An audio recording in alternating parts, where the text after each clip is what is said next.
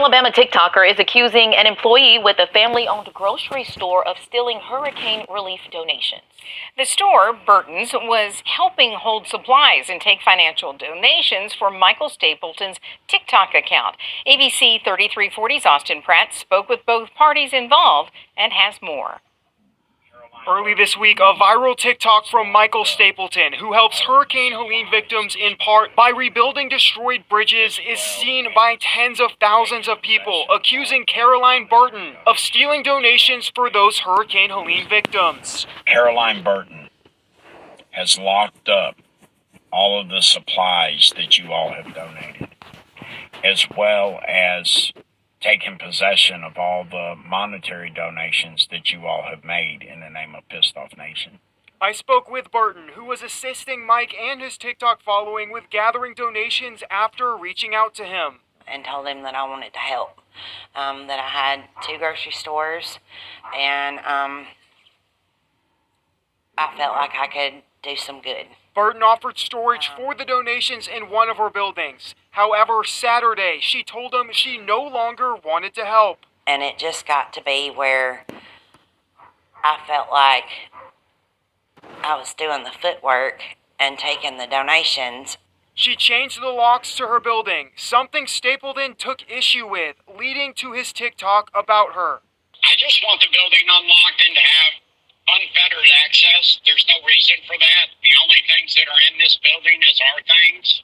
You don't just get to lock us out like that when you offer to store this for as long as necessary. Burton says she would unlock the doors whenever he wanted if he would schedule a time. Sunday, she told Stapleton to get the supplies out of her building and he could coordinate that with her attorney. But without a key, Stapleton says it isn't that simple. There's right at 3 tractor trailer loads there, 53-foot dry vans. How do you haul that out of there in a 20-foot and a 24-foot enclosed trailer? I have to set up the means necessary to get it out of there. Along with providing storage, Burton also ran cash donations through the Burton's registers. Stapleton accuses her of stealing donation money. If you look at what we did in supplies, we did next to $500,000 in supplies. If you just go 10% of that in donations, which that would not be a far cry, you're looking at $50,000. I don't think we reached that, but I do think we reached 20. To do $10,000, $11,000, I think she's lying. Burton showed me the documentation of donations through her registers, claiming it was all the donations she received.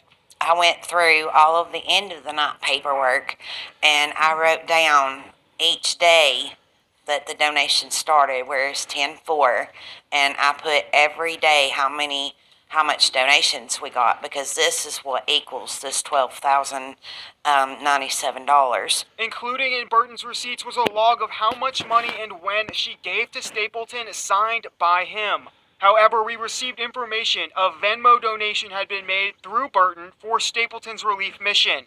The charge titled Hurricane Relief. Burton says that money was not included because $1,000 was promised from Stapleton for the labor of her workers, and he owed her another $1,000 for expenses. Following Stapleton's TikTok post, Burton received nonstop calls, social media mentions, and threatening text messages, leading her to file an incident report with the St. Clair County Sheriff's Office on Tuesday. I spoke with the St. Clair County Sheriff's Office and was told the Springville Police Department was handling the investigation. However, Springville Police Chief Wayne Walton refused to give me any information or answer any questions on the investigation and told me the Sheriff's Office took over. Stapleton tells us he has also filed an incident report with the Springville Police Department.